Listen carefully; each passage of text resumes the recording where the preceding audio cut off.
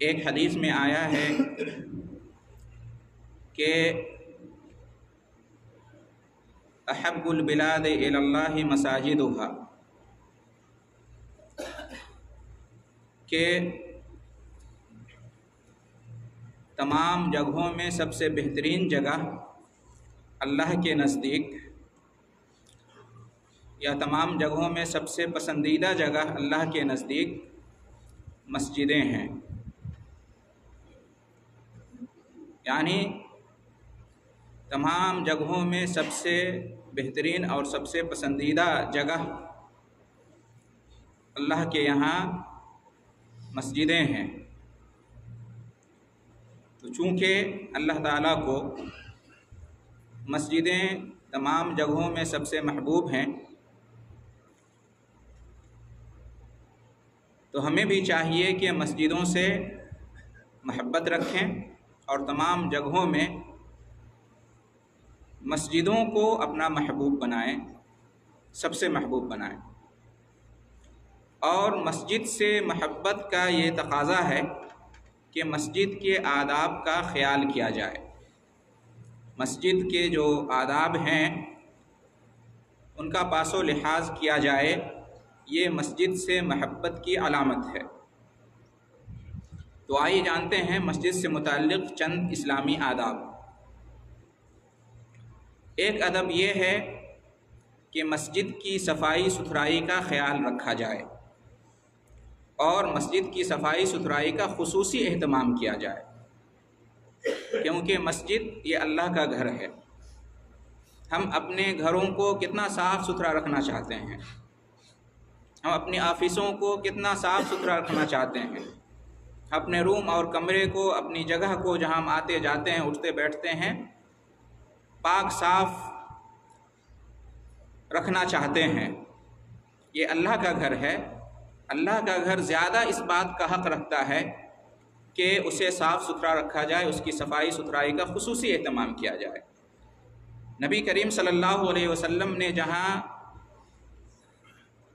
مسجدیں تعمیر کرنے کا حکم دیا ہے، وہیں مسجدوں کو صاف ستھرا رکھنے اور مسجدوں کو خوشبودار رکھنے کا بھی حکم دیا ہے۔ حدیث میں آتا ہے کہ امر رسول اللہ صلی اللہ علیہ وسلم ببناء المساجد فی الدور وان تنظف وتطیب، کہ رسول صلی اللہ علیہ وسلم نے حکم دیا کہ جہاں بھی مسلمانوں کی آبادی ہو وہاں مسجد تعمیر کی جائے، اور یہ کہ مسجد کو پاک صاف رکھا جائے، صاف ستھرا رکھا جائے، اور یہ کہ مسجدوں میں خوشبو کا اہتمام کیا جائے۔ تو اس حدیث سے ہمیں معلوم ہوا کہ مسجد کی صفائی ستھرائی کا اور اس میں خوشبو ہو، اس کا خاص اہتمام کرنا چاہیے۔ نبی کریم صلی اللہ علیہ وسلم کے زمانے میں اس کا اہتمام تھا۔ چنانچہ ایک کالی بڑھیا عورت تھی، نبی کریم صلی اللہ علیہ وسلم کے زمانے میں مسجد نبوی کی صفائی ستھرائی کا خیال رکھتی تھی۔ ایک دن نبی کریم صلی اللہ علیہ وسلم نے اس عورت کو نہیں پایا، تو آپ نے پوچھا صحابہ کرام سے، تو جواب دیا کہ اس کی وفات ہو چکی ہے۔ تو نبی کریم صلی اللہ علیہ وسلم نے کہا کہ مجھے بتایا نہیں تم لوگوں نے۔ پھر آپ صلی اللہ علیہ وسلم نے پوچھا کہ اس کی قبر کہاں پر ہے، مجھے دکھاؤ۔ تو دکھایا، تو آپ صلی اللہ علیہ وسلم اس کی قبر پر گئے اور اس کی جنازہ کی نماز ادا کی۔ اس حدیث سے کیا معلوم ہوا؟ آپ صلی اللہ علیہ وسلم نے اس کالی بڑھیا عورت کو اتنی عزت دی کہ اس کے بارے میں باضابطہ پوچھا کہ وہ کہاں ہیں، اس کی خبر خیریت دریافت کی۔ اور یہ کہ آپ صلی اللہ علیہ وسلم کو کیوں نہیں بتایا گیا اس کی وفات کے بارے میں، اور یہ کہ آپ صلی اللہ علیہ وسلم باضابطہ اس کی قبر پر گئے اور جنازہ کی نماز ادا کی، بعد اس کے کہ اس کو دفن کر دیا گیا تھا۔ یہ سب اہتمام آپ صلی اللہ علیہ وسلم نے اس کالی بڑھیا عورت کے ساتھ کیوں کیا؟ کیونکہ وہ عورت اللہ کے گھر مسجد کی صفائی ستھرائی کا کام کیا کرتی تھی، اور اس طرح کی عورت کا معاشرے میں بہت زیادہ پاس و لحاظ نہیں رکھا جاتا ہے اور اتنی عزت اتنا احترام نہیں کیا جاتا ہے۔ اس لیے صحابہ کرام نے مناسب نہیں سمجھا اپنی سمجھ کے مطابق کہ نبی کو اس کے بارے میں بتائیں، لیکن آپ صلی اللہ علیہ وسلم چونکہ وہ عورت مسجد کا خیال رکھتی تھی، آپ صلی اللہ علیہ وسلم نے اس کو اتنی عزت دی، اس کا احترام کیا۔ اس سے ہمیں معلوم ہوا کہ مسجد سے متعلق جو بھی ذمہ داران ہیں، چاہے مسجد کے امور سے متعلق کسی بھی منصب پر وہ ہو، یہاں تک کہ صفائی ستھرائی کرنے والا ہو، مؤذن ہو، امام ہو، خطیب ہو، مسجد کا سرپرست ہو، مسجد کی دیکھ بھال کرنے والا ہو، اس کو عزت دینا چاہیے، اس کا احترام کرنا چاہیے۔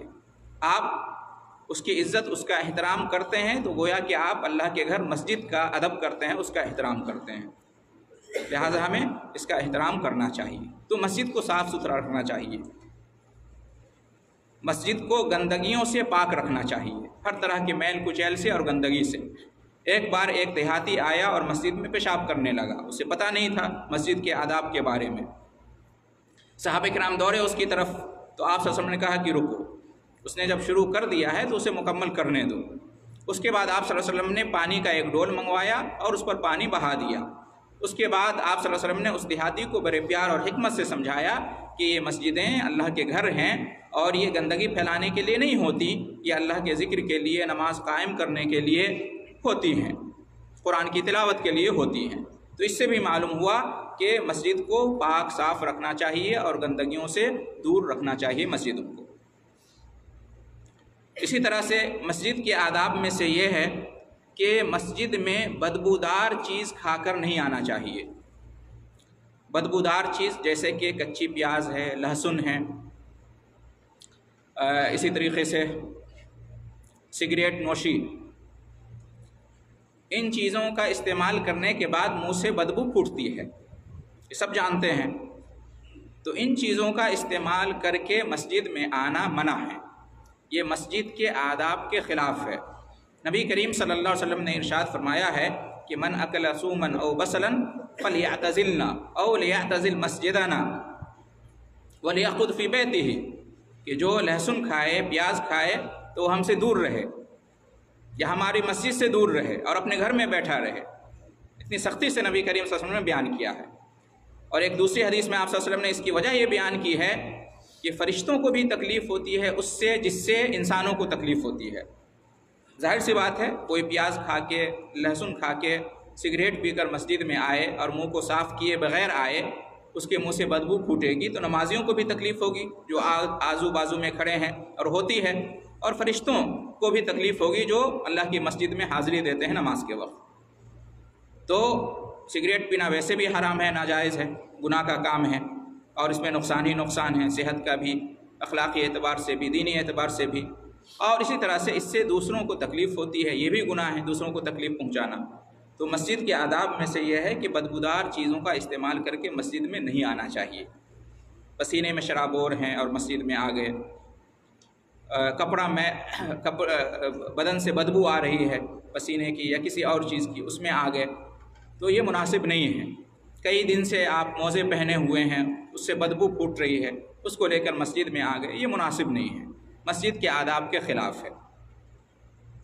محترم حضرات، اسی طریقے سے مسجد کے آداب میں سے یہ بھی ہے کہ جب مسجد آئیں تو جو لباس ہو وہ صاف ستھرا ہو، پاک صاف ہو اور بہترین لباس ہو۔ جو بھی لباس آپ کو دستیاب ہے اس میں سے اچھا لباس ہو، بہترین لباس جو آپ کو میسر ہو، اس کو لے کر مسجد میں آئیں، اس کو پہن کر مسجد میں آئیں۔ اس لیے کہ قرآن میں اللہ رب العالمین نے ارشاد فرمایا ہے خذوا زینتکم عند کل مسجد، جب بھی تم مسجد کو جاؤ تو زیب و زینت اختیار کر کے جاؤ، بن سور کے جاؤ، اچھا لباس پہن کر جاؤ، خوشبو لگا کر جاؤ، یہ سب اس کے معنی میں داخل ہے۔ خذوا زینتکم عند کل مسجد، یہ اللہ کا حکم ہے کہ جب بھی مسجد جاؤ تو زیب و زینت اختیار کر کو، سج دھج کر جاؤ، خوبصورت لباس پہن کر جاؤ، خوبصورت انداز میں جاؤ، یہ رب کا حکم ہے، لہٰذا ہمیں اس پر عمل کرنا چاہیے۔ ایسا ویسا لباس، گندا لباس، میل کچیل اس میں لگا ہوا ہے، بدبو اس سے اٹھ رہی ہے، ایسا لباس پہن کر نہیں آنا چاہیے۔ کچن کے لباس میں آ جاتے ہیں، جو سونے کا لباس ہے جس کو پہن کر سوتے ہیں اس میں آ جاتے ہیں، جس کپڑے کو پہن کر ڈیوٹی کرتے ہیں اسی میں آ جاتے ہیں، اور اس کی وجہ سے بدبو آ رہی ہوتی ہے، مسجد گندی ہو جاتی ہے، आजू बाजू वालों को अच्छा नहीं लगता है, उनकी नमाज में खलल पड़ता है, तो एहतियात करना चाहिए और अच्छा कपड़ा पहन के आना चाहिए। इसी तरह से मस्जिद के आदाब में से ये भी है कि जब मस्जिद में आएँ तो लिबास मुकम्मल लिबास हो और लिबास बापर्दा हो। ऐसा लिबास हो जो मुकम्मल हो, पूरे बदन पर लिबास हो, और नमाज में सतर का छुपाना ये शर्त है नमाज के सही होने के लिए। तो ऐसा लिबास हो जिसमें सतर छुपा हुआ हो, कंधे छुपे हुए हों और सतर छुपा हुआ हो, और ये कि लिबास जो हो बापर्दा लिबास हो। ऐसा लिबास ना हो कि जिससे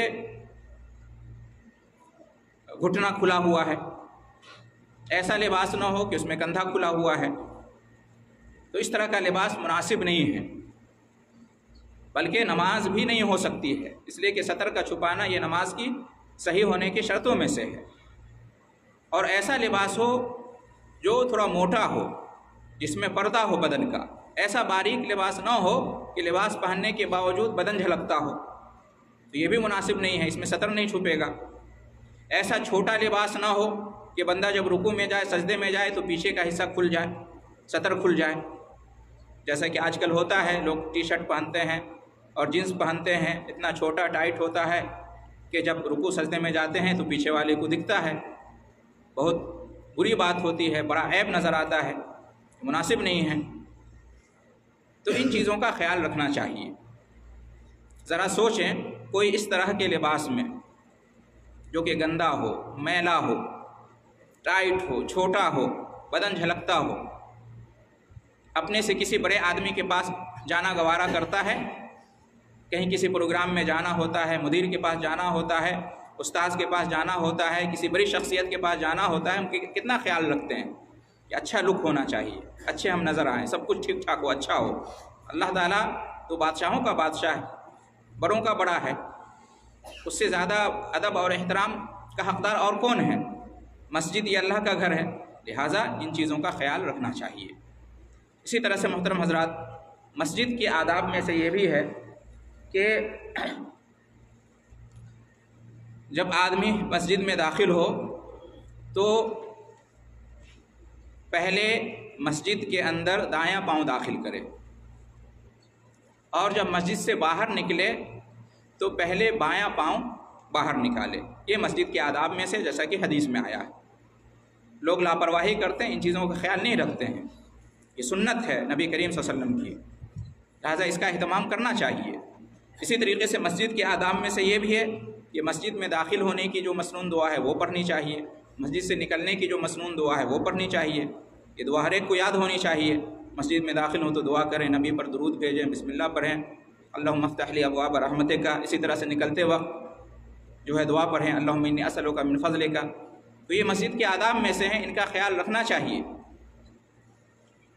अगर इखलास के साथ और नबी करीम सल्लल्लाहु अलैहि वसल्लम की सुन्नत पर अमल करते हुए और अल्लाह से अजर व सवाब की उम्मीद में इन सुन्नतों पर अमल करेंगे, जो बज़ाहिर लोगों को छोटी और मामूली सुन्नत नज़र आती है, अल्लाह के यहाँ ये बहुत बड़ी चीज़ है, बहुत बड़ा अजर मिलेगा। लिहाजा इसका अहतमाम करना चाहिए। इसी तरह से मस्जिद के आदाब में से ये भी है कि जब आप मस्जिद में दाखिल हों तो तहियतुल मस्जिद अदा करें। तहियतुल मस्जिद 2 रकत नमाज, इसलिए कि नबी करीम सल्लल्लाहु अलैहि वसल्लम का फरमान है कि इज़ा दखला अहदुकुमुल मस्जिद फ़ला यजलिस हत्ता युसल्ली रकअतैन, कि जब भी तुम में से कोई मस्जिद में दाखिल हो तो ना बैठे यहाँ तक कि 2 रकत नमाज अदा करे। तो मस्जिद में बैठने से पहले 2 रकत नमाज अदा करना चाहिए। बग़ैर नमाज अदा किए हुए मस्जिद में नहीं बैठना चाहिए। ये मस्जिद के आदाब में से है। तहियतुल मस्जिद का मतलब क्या होता है? अगर आप ऐसे वक्त में मस्जिद में दाखिल होते हैं कि जमात खड़ी है, आप जमात में शामिल हो जाएं, जमात छोड़ के 2 रकत तहियतुल मस्जिद नहीं पढ़ेंगे। या मस्जिद में आप दाखिल हुए और जमात खड़ी होने वाली है, मस्जिद में गए और जमात शुरू होने वाली है, अब डायरेक्ट जमात में शामिल हो जाएं, जमात छोड़ के तहियतुल मस्जिद अदा नहीं करेंगे। इसी तरीके से इसलिए कि आप जमात में शामिल हो गए तो उसमें तहियतुल मस्जिद शामिल होगी, उसका अजर आपको मिल जाएगा। इसी तरीके से आप अज़ान के बाद मस्जिद में दाखिल हुए हैं, फ़र्ज़ नमाज का वक्त होने वाला है, तो उससे पहले जो सुन्नत होती है, आप उस सुन्नत को आपने अदा कर लिया तो वो काफ़ी है, अलग से तहियतुल मस्जिद पढ़ने की ज़रूरत नहीं है। आपने जो सुन्नत पढ़ी उसी में तहियतुल मस्जिद का अजर मिल जाएगा, नियत कर लें। اور اگر اس طرح کا وقت نہیں ہے، جماعت کا وقت نہیں ہے، فرض نماز کا وقت نہیں ہے، اذان ابھی نہیں ہوئی ہے اور آپ مسجد میں داخل ہوئے ہیں، تو اس کے لیے باضابطہ تحیۃ المسجد کی نیت سے 2 رکعت نماز ادا کریں گے، اس کے بعد ہی بیٹھیں گے، چاہے جون سا بھی دن ہو، چاہے جون سا بھی وقت ہو، یہاں تک کہ جمعہ کا خطبہ بھی اگر ہو رہا ہو اور اس وقت کوئی مسجد میں داخل ہو تو اس کو بھی یہ 2 رکعت نماز ادا کرنا چاہیے، اس کے بعد بیٹھنا چاہیے۔ اس لیے کہ حدیث میں ہے، نبی کریم صلی اللہ علیہ وسلم ایک بار خطبہ دے رہے تھے، ایک صحابی سلیق غطفانی ان کا نام تھا، آئے مسجد میں بیٹھ گئے، تو نبی کریم صلی اللہ علیہ وسلم نے کہا کہ قم وصلی رکعتین وتجوز فیہما، کھڑے ہو جاؤ، 2 رکعت نماز ادا کرو، ہلکی سی مختصر سی۔ تو اس سے معلوم ہوا کہ خطبہ جمعہ کے وقت بھی اگر کوئی مسجد میں داخل ہو تو 2 رکعت نماز ادا کرنا چاہیے۔ نبی کریم صلی اللہ علیہ وسلم نے اس صحابی کو حکم دیا اور فرمایا، تمام لوگوں سے اس وقت خطاب کرتے ہوئے فرمایا کہ اذا دخل احدکم المسجد والامام یخطب فلیصلی رکعتین ولیتجوز فیہما او کما قال صلی اللہ علیہ وسلم، کہ جب تم میں سے کوئی مسجد میں داخل ہو اور امام خطبہ دے رہا ہو تو وہ 2 رکعت نماز ادا کرے، ہلکی اور مختصر۔ تو یہ مسجد کے آداب میں سے ہے، مسجد کا حق ہے، تحیۃ المسجد اس کا نام ہی ہے اس نماز کا، لہٰذا اس کا بھی اہتمام کرنا چاہیے۔ دیکھا جاتا ہے بہت سارے لوگ آتے ہیں مسجد میں یوں ہی بیٹھ جاتے ہیں، نہیں، یا تو آپ کھڑے رہیں اور اگر بیٹھنا چاہتے ہیں تو اس سے پہلے نماز ادا کر لیں، سنت کا وقت ہے تو سنت ادا کریں، جماعت ہے تو جماعت میں شامل ہو جائیں، نہیں تو 2 رکعت نماز ادا پڑھیں تحیۃ المسجد۔ یہ مسجد کے آداب میں سے ہے۔ اسی طریقے سے محترم حضرات، مسجد کے آداب میں سے یہ بھی ہے کہ جب آپ نماز ادا کریں تو سترے کے سامنے نماز ادا کریں، سترہ رکھ کر نماز ادا کریں، کسی چیز کو سترہ بنا کر آپ نماز ادا کریں۔ سترہ کیا ہے؟ ستون ہے مسجد کا، دیوار ہے، کرسی ہے، اس طرح کی کوئی بھی چیز ہے، یا آپ کے سامنے کوئی نمازی نماز پڑھ رہا ہے یا کوئی نمازی بیٹھا ہوا ہے تو وہ آپ کے لیے سترہ بن سکتا ہے، تو اس کے سامنے آپ نماز ادا کریں۔ بغیر سترہ کی نماز ادا نہیں کرنا چاہیے، اس لیے کہ حدیث میں ہے، نبی کریم صلی اللہ علیہ وسلم نے فرمایا کہ اذا صلی احدکم فلیصلی الی سترہ ولیدن منہا، جب تم میں سے کوئی نماز ادا پڑھے تو سترہ رکھ کر نماز پڑھے، سترہ کے سامنے نماز پڑھے اور سترہ سے قریب ہو جائے، یہ نبی کا حکم ہے، لہٰذا اس کا اہتمام کرنا چاہیے۔ اور مسجد کے آداب میں سے یہ بھی ہے کہ کوئی نمازی نماز پڑھ رہا ہو تو اس کے آگے سے، اس کے سامنے سے نہیں گزرنا چاہیے۔ سترہ رکھنے کی جو جگہ ہے اس جگہ کے اندر سے نہیں گزرنا چاہیے۔ اگر کوئی سترہ رکھے ہوا ہے تو سترہ کے باہر سے تو آپ شوق سے گزر سکتے ہیں، اور اگر کسی نے سترہ نہیں رکھا ہوا ہے تو بھی سترہ رکھنے کی جو حد ہے، جو جگہ ہے، اس کے باہر سے آپ گزر سکتے ہیں، لیکن جسٹ نمازی کے آگے سے، سامنے سے نہیں گزرنا چاہیے، اتنا کہ وہ ایک قدم آگے بڑھ کے ہاتھ بڑھائے تو آپ کو ٹچ ہو جائے، اتنے قریب سے نہیں گزرنا چاہیے۔ نمازی کے آگے سے گزرنا یہ بہت بڑا گناہ ہے۔ نبی کریم صلی اللہ علیہ وسلم نے ارشاد فرمایا ہے کہ نمازی کے آگے سے گزرنے والے کو اگر معلوم ہو جائے کہ یہ کتنا بڑا گناہ ہے تو وہ 40 تک رکا رہے، 40 دن یا 40 مہینہ یا 40 سال، کچھ بھی ہو سکتا ہے، رکا رہے، یہ بہتر ہے اس کے لیے کہ وہ نمازی کے آگے سے گزرے۔ لہٰذا اس کا اہتمام کرنا چاہیے، سترہ رکھ کر نماز ادا کرنا چاہیے اور نمازی کے آگے سے نہیں گزرنا چاہیے۔ دونوں طرف سے غلطی اس میں دیکھی جاتی ہے، لوگ بغیر سترہ کے نماز پڑھتے ہیں، یہ غلط ہے۔ اگر کوئی اس کے سامنے سے گزرتا ہے تو دونوں کو گناہ ہوگا، گزرنے والے کو تو بھی ہوگا ہی، اور جس نے بغیر سترہ کی نماز پڑھی اس کو بھی گناہ ہوگا، آپ نے موقع دیا۔ لہٰذا اس کا اہتمام کرنا چاہیے، نماز پڑھیں تو سترہ رکھ کر، اور نمازی کے سامنے سے نہیں گزرنا چاہیے۔ یہاں پہ ایک اور اہم نقطہ بیان کرتے ہیں کہ لوگ جب نماز ادا کرتے ہیں تو جگہ کا خیال نہیں رکھتے ہیں، راستے میں نماز پڑھنا شروع کر دیتے ہیں، دروازے پہ نماز پڑھنا شروع کر دیتے ہیں، جانتے ہیں کہ لوگ یہاں سے گزریں گے، آئیں گے، جائیں گے، نکلیں گے، داخل ہوں گے، اور بار بار کہا جاتا ہے، لیکن پھر بھی لوگوں کو اتنی پرواہ نہیں ہے اور بالکل دروازے پہ کھڑے ہو کے نماز پڑھنے لگتے ہیں۔ آپ نے لوگوں کا راستہ روک دیا، لوگ کیسے آئیں گے، کیسے جائیں گے؟ اس لیے گزرگاہ، راستہ، دروازہ، ان چیزوں کو چھوڑ کر نماز ادا کرنا چاہیے۔ محترم حضرات، اسی طرح سے نماز کے آداب میں سے یہ بھی ہے کہ نماز کے اندر گمشدہ چیزوں کا اعلان نہیں کرنا چاہیے۔ کوئی چیز گم ہو گئی ہے اس کا مسجد میں اعلان کرنا، یا مسجد کے آداب میں سے ہے کہ گمشدہ چیز کا اعلان مسجد میں نہیں ہونا چاہیے۔ گھڑی گم ہو گئی ہے، موبائل گم ہو گیا ہے، اقامہ گم ہو گیا، پرس گم ہو گیا ہے، تو اس کے لیے مسجد سے اعلان کرنا، امام صاحب کو کہنا کہ میرا اعلان کر دیجئے، یہ مناسب نہیں ہے۔ نبی کریم صلی اللہ علیہ وسلم نے اس سے منع کیا ہے۔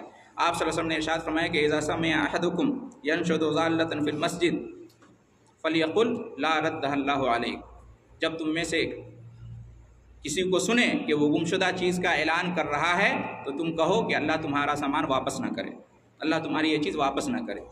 ذرا سوچیے نبی صلی اللہ علیہ وسلم نے کتنی سخت بات کہی ہے۔ مسجد اس کے لیے نہیں ہے، نبی کریم صلی اللہ علیہ وسلم نے کہ مسجد اعلان کرنے کے لیے نہیں ہے، گمشدہ چیزوں کا اعلان کرنے کے لیے، تو اس سے بچنا چاہیے۔ اس سلسلے میں بھی لاپرواہی دیکھی جاتی ہے، چھوٹی موٹی ہر چیز کا اعلان مسجد سے دھڑلے سے ہو رہا ہے، تو یہ نہیں ہونا چاہیے۔ نبی کریم صلی اللہ علیہ وسلم کی ہدایت کے یہ خلاف ہے، مسجد اس کے لیے نہیں ہے۔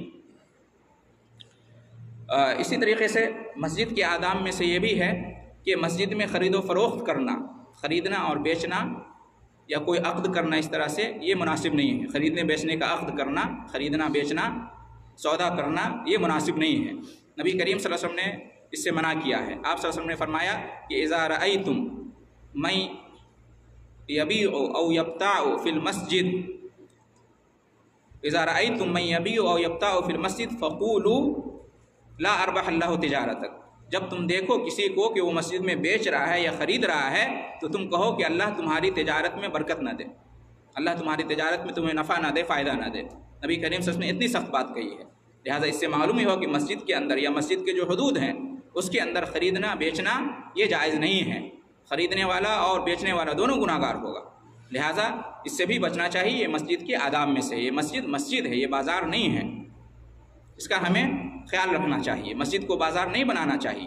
مسجد اللہ کے نزدیک سب سے پسندیدہ جگہ ہے اور بازار اللہ کے نزدیک سب سے ناپسندیدہ جگہ ہے۔ آپ مسجد کو جو سب سے پسندیدہ ہے آپ بازار بنانا چاہتے ہیں، خریدتے ہیں بیچتے ہیں، تو اس کا اہتمام کرنا چاہیے۔ اور ایک آخری چیز مسجد کے آداب میں سے یہ بھی ہے کہ مسجد میں بلند آواز میں بات چیت نہیں کرنا چاہیے، بلکہ مسجد میں بہت سارے لوگ ہوتے ہیں تو کوئی مسجد میں بلند آواز سے قرآن کی تلاوت کرے، یہ بھی مناسب نہیں ہے، اس لیے کہ اس سے دوسرے نمازیوں کو، دوسرے عبادت گزار کو، کوئی نماز پڑھ رہا ہے، کوئی قرآن پڑھ رہا ہے، کوئی ذکر کر رہا ہے، تو اس کو ڈسٹرب ہوتا ہے، اس میں خلل آتا ہے، خشوع اور خضوع اس کا جو ہے نا بگڑ جاتا ہے۔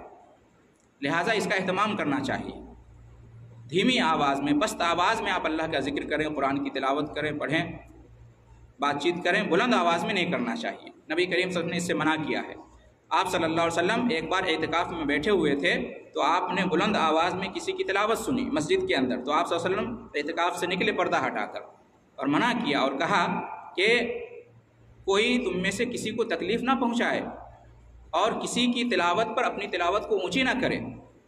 لہٰذا اس سے معلوم ہوا کہ مسجد کے آداب میں سے یہ بھی ہے کہ مسجد میں آپ نماز پڑھیں، تلاوت کریں، کچھ بھی کریں تو آپ اپنی آواز سے دوسروں کو تکلیف نہ پہنچائیں، دوسروں کو ڈسٹرب نہ کریں، یہ حق آپ کا نہیں ہے، لہٰذا اس کا بھی اہتمام کرنا چاہیے۔ تو محترم حضرات، مسجد کے یہ چند اہم آداب ہیں جو آپ کے سامنے پیش کیے گئے ہیں، ہمیں چاہیے کہ ہم ان آداب کا پاس و لحاظ رکھیں اور مسجد کی عزت کریں، مسجد کا ادب کریں، مسجد کا احترام کریں۔ اور مسجد میں ہم آتے ہیں اللہ کی عبادت کرنے کے لیے، نماز ادا کرنے کے لیے، قرآن کی تلاوت کے لیے، ذکر و اذکار کے لیے، تو ہمیں چاہیے کہ جب ہم آئیں تو مسجد کے جو حقوق ہیں، یہ جو آداب ہیں، ہم ان کا اہتمام کر کے آئیں۔ اور یہ تقویٰ میں سے ہے، یہ پرہیزگاری میں سے ہے، یہ دینداری ہے، یہ نیکی ہے۔ جو اللہ کے شاعر کا احترام کرتا ہے، تعظیم کرتا ہے، تو یہ اس کے متقی اور پرہیزگار ہونے کی علامت ہے۔ وَمَن يُعَظِّمْ شَعَائِرَ اللَّهِ فَإِنَّهَا مِن تَقْوَى الْقُلُوبِ، قرآن میں آیا ہے۔ لہٰذا تقویٰ، پرہیزگاری، دینداری کا بھی یہی تقاضا ہے کہ مسجد کے ان حقوق اور آداب کا ہم خیال رکھیں۔ دعا ہے اللہ رب العالمین سے کہ ہم تمام ایمان والوں کو مسجد کے آداب اور حقوق کا پاس و لحاظ کرنے کی توفیق عطا فرمائے، اور اس سلسلے میں جو کمیاں کوتاہیاں پائی جاتی ہیں ان کی اصلاح کرنے کی اللہ رب العالمین توفیق عطا فرمائے۔ مسجدوں کا ادب اور احترام کرنے اور نماز کا ادب اور احترام کرنے اور اللہ کی تعظیم کرنے کی اللہ رب العالمین ہم سب کو توفیق عطا فرمائے، آمین۔ وآخر دعوانا ان الحمد للہ رب العالمین۔